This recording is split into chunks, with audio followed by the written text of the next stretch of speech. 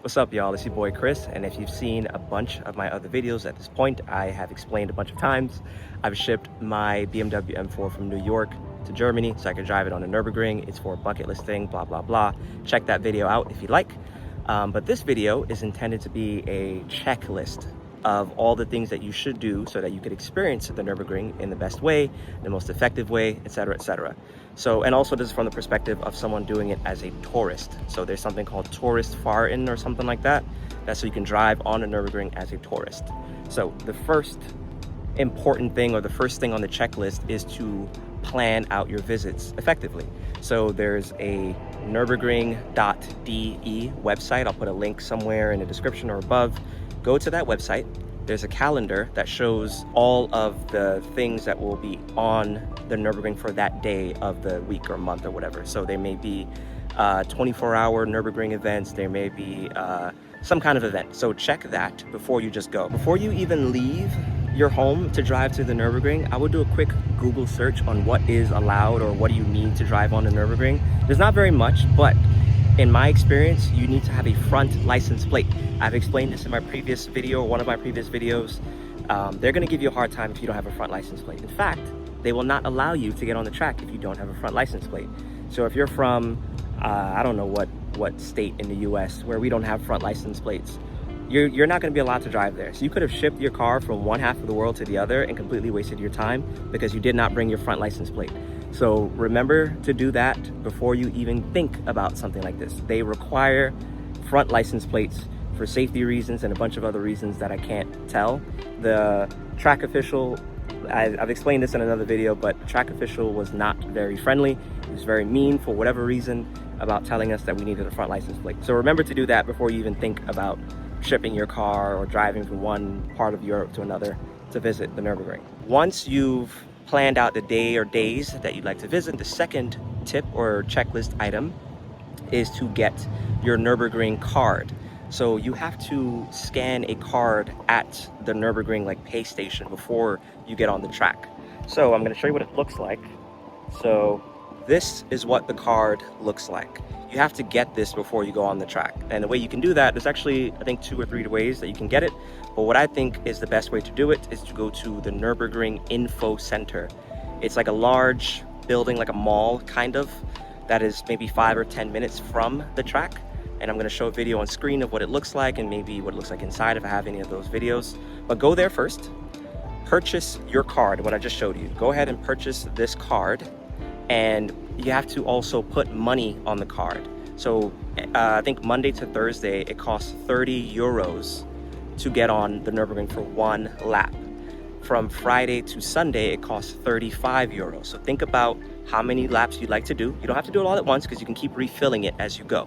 But get that card, put maybe 2 or 3 laps on it initially. Keep in mind the difference in price between the weekend and the weekday. But do that. Step 3 is not quite required, but I think it's important. There's a gift shop in the info center. So that's where I got this Nürburgring shirt. It feels amazing. It's 100% cotton. It feels very high quality.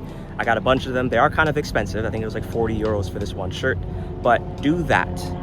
That is, like I said, it's at the Nürburgring Info Center. So while you're picking up your card, you may as well do that, but it closes earlier than the track opens. So again, it comes back to planning your visits.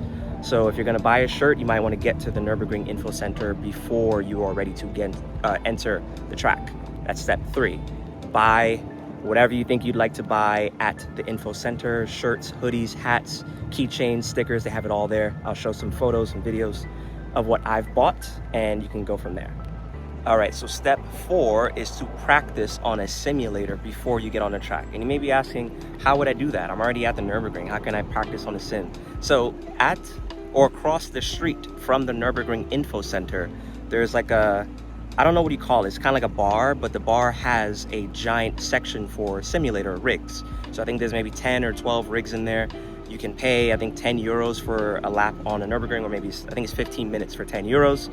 You can choose with whatever track you like. You can do the Nürburgring, you can do Monza, you can do whatever.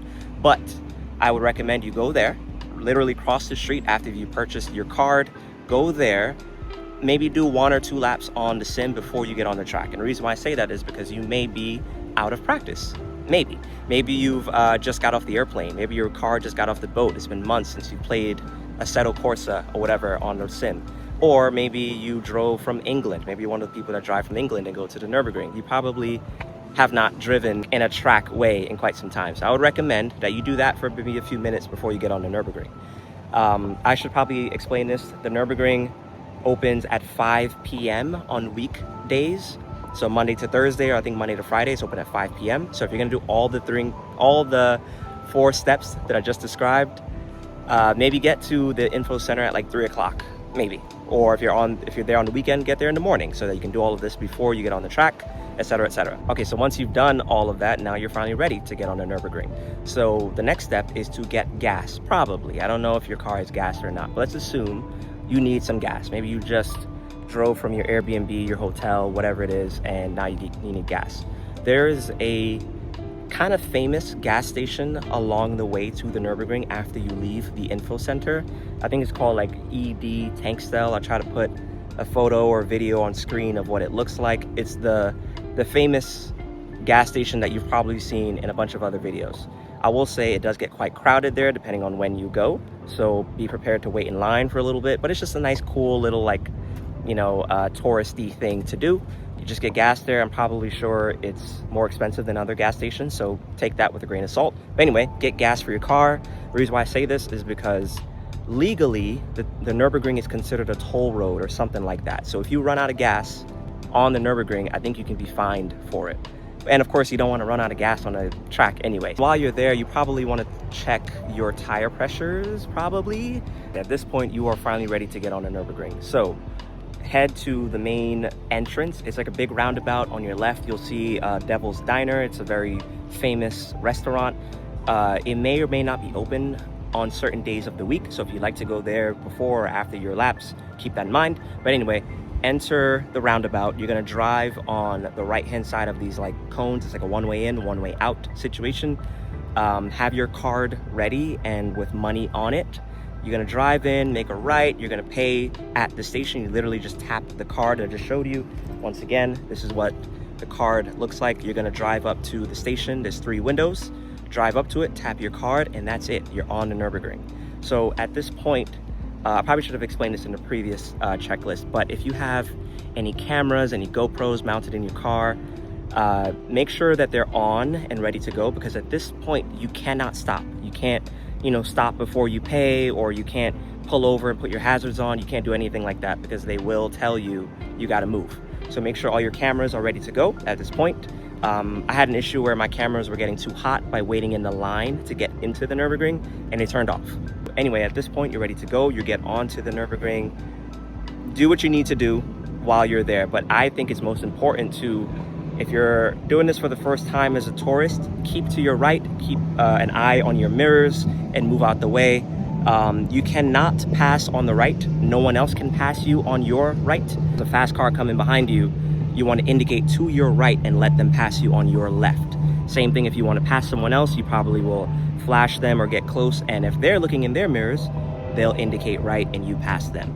I don't want to give any further tips other than that because I am not a professional. I just know that is the one rule that I think is universal: passing. Oh, actually, real quick on that note. So I would recommend you do maybe 2 laps with traction control on, completely on. It's probably gonna annoy you, it's probably gonna slow you down, but at least you should do is learn the track before you start turning things off and driving super fast. That's something that I would recommend if you're doing this as a tourist.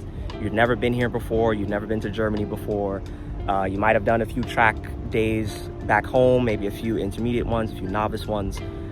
This is not the same. This is not like Lime Rock Park, this is not like Pocono Raceway or anything like that. The Nürburgring is probably the most grueling track in the world.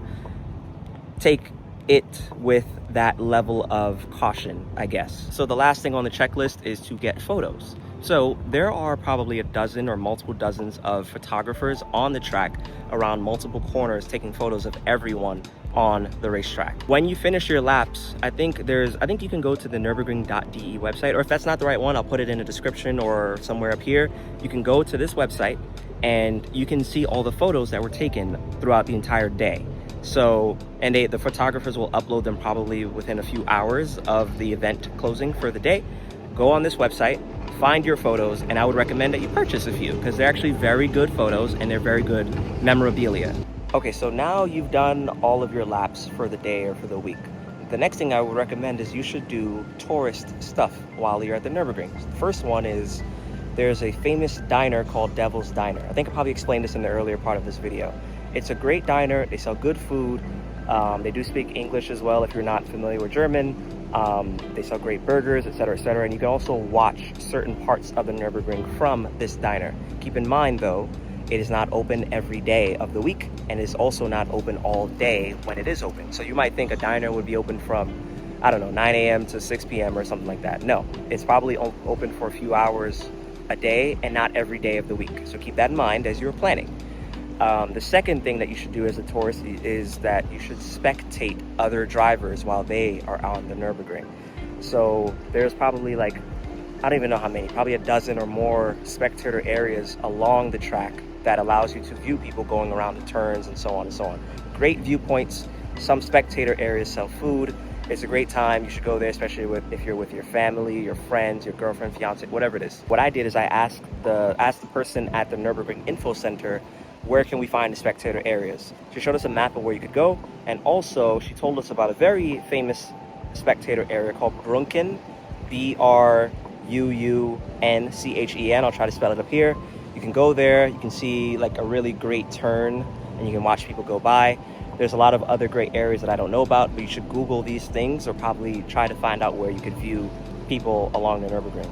And if you have visitors with you, like you have friends, a passenger or whatever, you should probably take them to the spectator areas and coordinate for them to record you while you're on the Nürburgring, because you're going to want videos. I don't have any videos of me outside the car. All I have are videos from inside the car, unfortunately. So I would recommend that you do that. Like figure out where you're gonna have your people recording you, set them up, get on the track, call them on the phone and say, hey, I'm ready to go. I'm coming around the corner, or like I'll be there in 3 minutes because the track is like 8 minutes long or something. So do that. All right, I think that's pretty much everything I can think of. If I think of anything else, I will add it in the description or in comments down below. If anyone watching this knows of any other checklist items I might have missed, please also comment down below. And yeah, so if you like this video, like, comment, and subscribe, as I always say, and we'll see you in the next one. Peace.